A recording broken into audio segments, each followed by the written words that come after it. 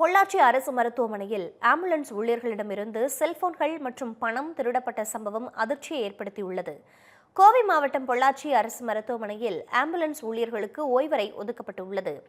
இந்நிலையில் மர்ம நபர் ஒருவர் அறைக்குள் புகுந்து ஊழியர்களின் 2 செல்போன்கள், 18,000 ரூபாய் ரொக்கம், அடையாள அட்டைகள் மற்றும் நோயாளிகளின் 3 செல்போன்களை திருடிச் சென்றுள்ளார்.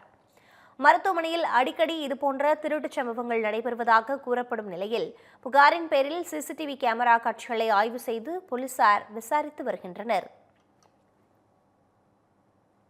பொள்ளாச்சி அரசு மருத்துவமனையில் தொடர்ந்து நோயாளிகளுடைய உறவினருடைய செல்போன்களை இரவு நேரங்களில் சில சமூக விரோதிகள் தூக்கிட்டு போயிடுறாங்க. கண்காணிப்பு கேமரா பொருத்தியிருந்தும் சில நேரங்களில் இரவு நேரங்களில் அதிகாலையில் எடுத்துகிட்டு போகிறதுனால தெரியறதில்ல.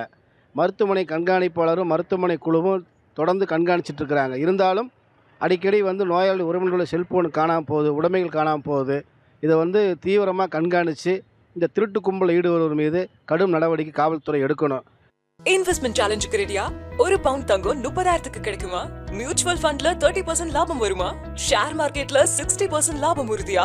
இல்ல பேங்க் பிக்ஸ்ட் டெபாசிட்ல 30% லாபமா கிடைக்குமா? ஆனா 100% செக்யூரா சென்னை சிட்டி லிமிட்குள்ள பிளாட் வெறும் 1450 per square feet மட்டும்தான். இந்த வாய்ப்பை தவற விடாதீங்க. மேலும் விவரங்களுக்கு இப்பவே கால் பண்ணுங்க.